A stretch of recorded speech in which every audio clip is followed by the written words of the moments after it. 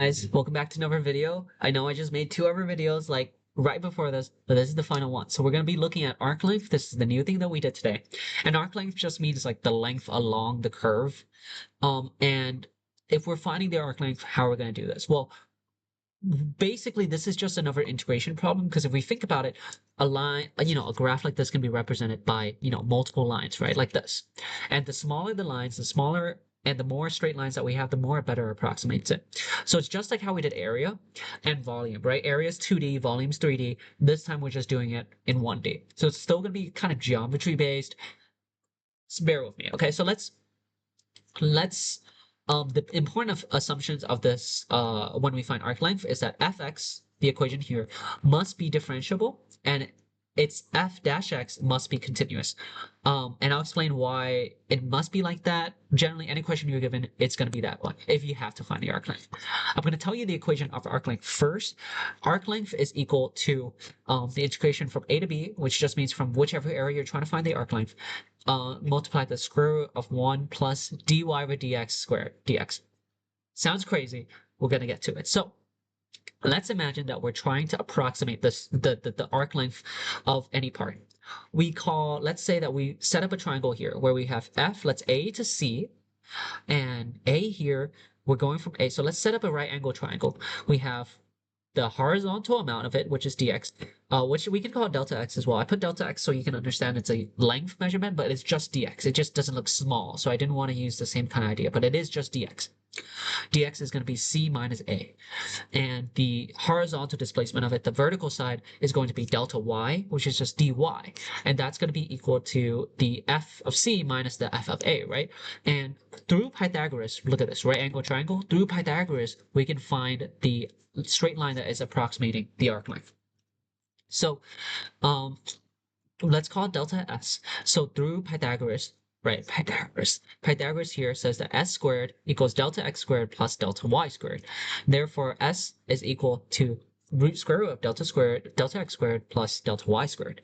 And let's do a little bit of funny kind of changes to this because to integrate it, right? What we're basically doing we're summing it from A to B, right? So A plus 1, A plus 2, A plus 0, 0, 0, 1, stuff like that.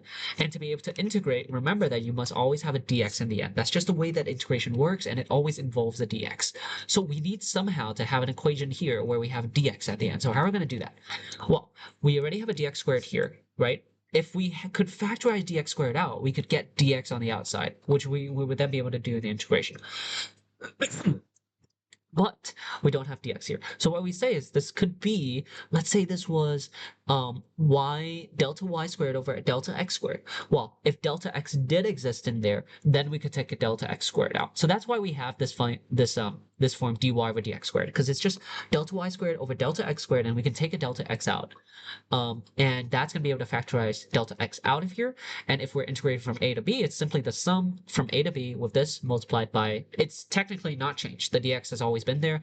It's just to show that it's an actual function and integral, we should be able to find a way to put dx out, and we can. So dx is there. What are the important assumptions that we've done? We said that y or fx must be differentiable, right? Because we're trying to find dy over dx. See? So we can find dy over dx because it's differentiable. And and f dash x must be continuous. Why must it be continuous? Because we're integrating the differentiation right here. So it's getting integrated. And to integrate something, you need it to be continuous, unless it's an improper integral. But then we got to do weird stuff. So if you want to integrate something, it should be continuous.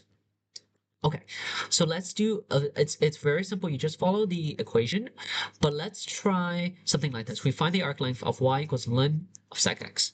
So let's find this. So y equals ln of sec x. And we're trying to find the arc length of that. So the arc length of this must be equal to the integral from, actually it's just the integral, right? Oh, no, in the interval 0 to pi over 4. So from 0 to pi over 4, x belongs to these values. So we need to do it from 0 to pi over 4. And we're doing the integration of that. And let's use the equation. So the equation says that it's the square root of 1 plus dy over dx squared, square root of 1 plus dy over dx squared, and dx here. And so we need to find dy over dx first. That's going to be equal to differentiation of ln sec x. So it's going to be chain rule. We multiply by the differentiation within the brackets. First differentiation of sec x is sec x tan x. And then we do the differentiation of the whole function. So differentiation of ln sec x would be 1 over sec x. Therefore, sec x is canceled. dy over dx is simply tan x. And so let's put this back into the arc length formula to go from 0 to pi over 4. Square root of 1 plus dy over dx, crap, this all squared. Then that simply means that it's going to be tan squared x dx. Dx. And let's see. So now we know that if you remember the identity, 1 plus tan squared x equals sec squared x. So therefore, this is simply the integral from pi 0 to pi over 4. It's square root of sec squared x, right? We substitute this in here. Square root of sec squared x is simply sec squared, sec x. Dx, integral of sec x is simply ln of sec x plus tan x.